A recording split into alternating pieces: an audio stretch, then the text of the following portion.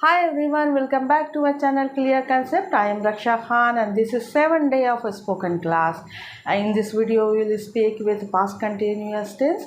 As usual the video has two parts. हमेशा की तरह वीडियो दो पार्ट में है। फर्स्ट पार्ट में हम लोग फॉर्मेशन ऑफ द सेंटेंसेस को देखेंगे, यानी पास्ट कंटिन्यूअस टेंस के सेंटेंसेस कैसे बनते हैं, कैसे फॉर्मेट होते हैं उसको सीखेंगे। और सेकंड पार्ट में हम लोग किचन में जाके आलू के गरम गरम पराठे बनाएंगे। सच में नहीं बनाएंगे। If we have to really make the aloo paratha in the kitchen, how we will talk it. In the second part we will learn these type of conversation. तो वीडियो को लास्ट तक ज़रूर देखिएगा। अगर आप लोगों को मेरा वीडियो पसंद आता है तो इसे लाइक शेयर ज़रूर करिएगा और मेरे चैनल को सब्सक्राइब ज़रूर करिएगा। साथ में बेल आइकन को भी दबा दीजिएगा ताकि आप लोगों को नोटिफिकेशन मिलता रहे। Let's get started. सबसे पहले हम लोगों को सेंटेंस के फॉर्मेशन में इस चीज़ को देखना है कि सब्जेक्ट के बाद हम लोगों को दो इम्पॉर्टेंट चीज़ रखनी है। पहला है वाज वर्ब और दूसरा है वर्ब का फोर्थ फॉर्म, यानी आईएनजी वाले वर्ब। जैसे प्ले है तो प्लेइंग, कम है तो कमिंग, ईट है तो ईटिंग, ये सब।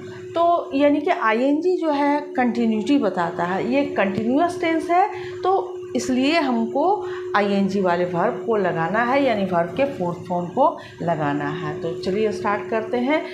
आई, वी, यू, ही, शी, दे, ये हमारे सब्जेक्ट हैं। तो सब्जेक्ट के बाद हम लोग को क्या लगाना है? वाज वर्ब लगाना है। वाज वर्ब कहाँ पर लगाना है?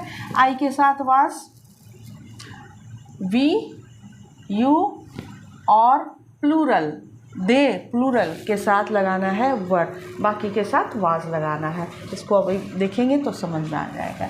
आई वॉज पीलिंग पोटैटोज, वर्ब का फोर्थ फॉर्म आईएनजी। पील मतलब होता है छीलना। आई वॉज पीलिंग पोटैटोज, मैं आलू छील रही थी।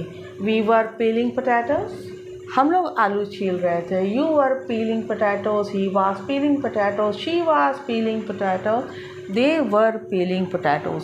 अगर कोई प्लूरल है तो उसके साथ भी वर लगेगा और सिंगुलर कोई अगर सब्जेक्ट है तो उसके साथ वाज को लगाना है। बाकी यहाँ आप लोग को समझ में आ गया होगा।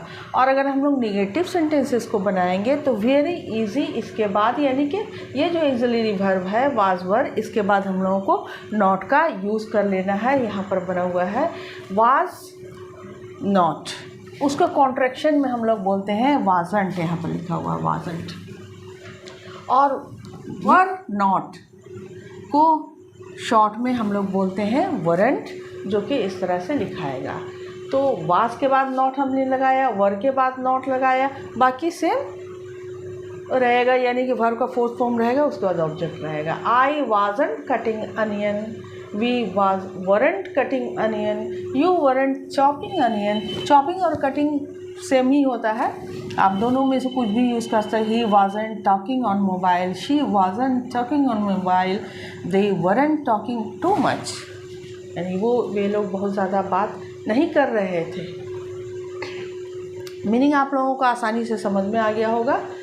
नेक्स्ट है, अगर इसको हमको इंट्रोगेटिव बनाना है तो क्या करना है कि ये जो एक्सुलरी वर्ब है वाज वर्ब, उसको सब्जेक्ट के पहले जम करके ले आना। यहाँ पर मैंने एक सेंटेंस बनाया है, वाज आई कटिंग अनियन, क्या मैं अनियन काट रही थी।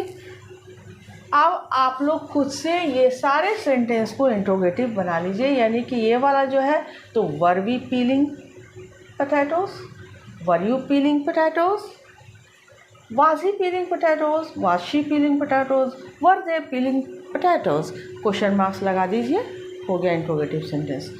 एक और इंट्रोगेटिव सेंटेंस बनता है जिसमें WH फैमिली के वर्ड्स लगते हैं, जैसे व्हाट है, व्हेन है, वेयर है, हाउ है। उसको कैसे हम लोग बनाएंगे? तो ये जो ऑक्सिलरी वर्ब हम लोग पहले लाते हैं, उससे भी पहले हम लोगों को व्हाट वर्ब का यूज़ कर लेना, वाट वेयर व्हेन का यूज़ कर लेना है। जैसे यहाँ पर मैंने किया है, व्हाट वाज आई डूइंग, मैं क्या कर रही थी। व्हेन वर वी गोइंग, मैं कब जा रही थी, हम लोग कब जा रहे थे, sorry. Where were you going, तुम कहाँ जा रहे थे। तो इस तरह से WH क्वेश्चन वाला आप लोग कोई भी वर्ब के साथ लगा करके प्रैक्टिस कर लो। ये तो बहुत ही सिंपल स्ट्रक्चर के लिए आप लोगों को बताया गया है कि आप लोग को आसानी से ये याद हो जाए। तो mom was in the kitchen, how we will talk with each other making the आलू paratha.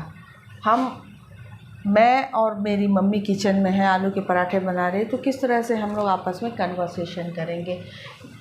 We were going to make potato paratha, so I was peeling potatoes in the kitchen and my mom was chopping onion.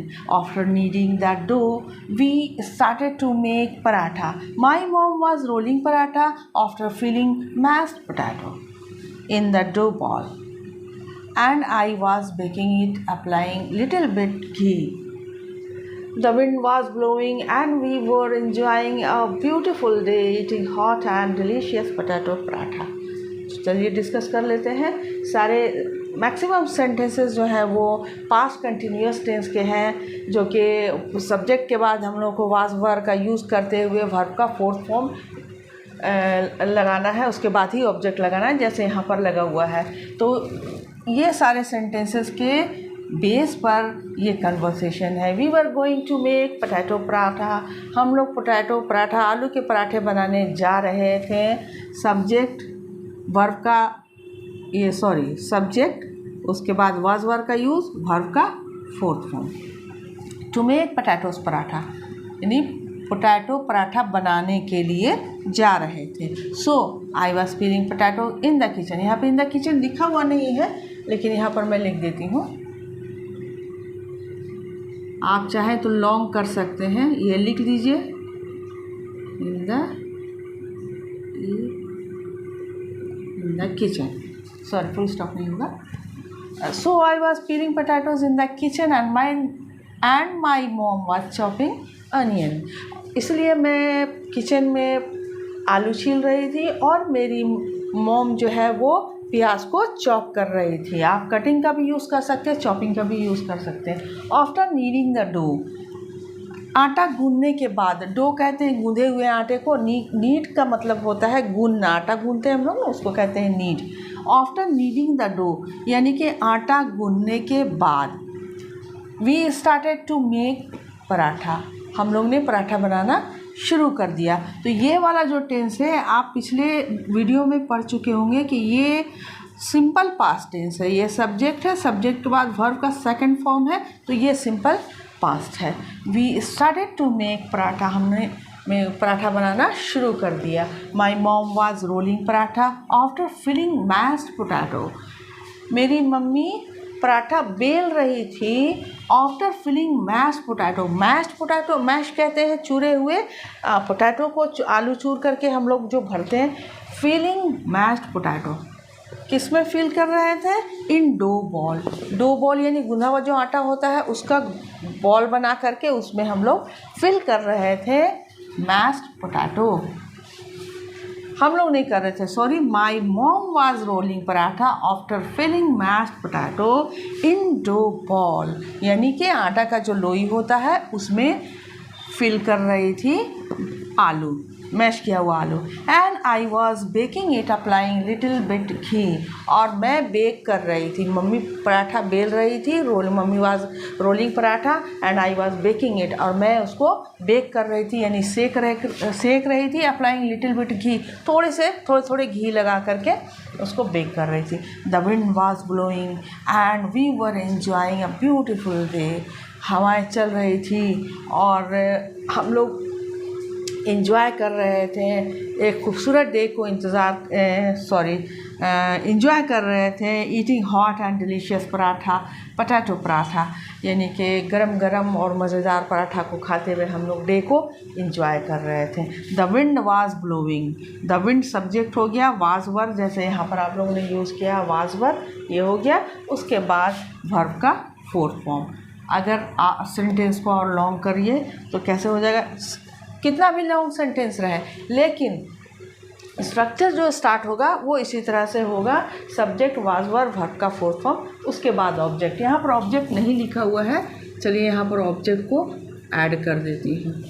अगर object नहीं है तब भी complete sentence है, अगर है तो भी कंप्लीट सेंटेंस. अगर आप और ज़्यादा लंबा कर सकते हैं, wind was blowing and we were enjoying beautiful day. यहाँ पर फिर डबल सेंटेंस आ गया. सब्जेक्ट वाज वर्ब और ये वर्ब का फूड रूम। द विंड वॉज ब्लोइंग, हवाएं चल रही थी and we were enjoying a beautiful day eating hot and delicious paratha, potato paratha. और हवाएं चल रही थी और हम लोग जो है खूबसूरत दिन को एंजॉय कर रहे थे, गरम गरम आलू के पराठे खाते हुए। This is end of the video. मिलते हैं नेक्स्ट वीडियो में, तब तक के लिए गुड बाय, गुड लक।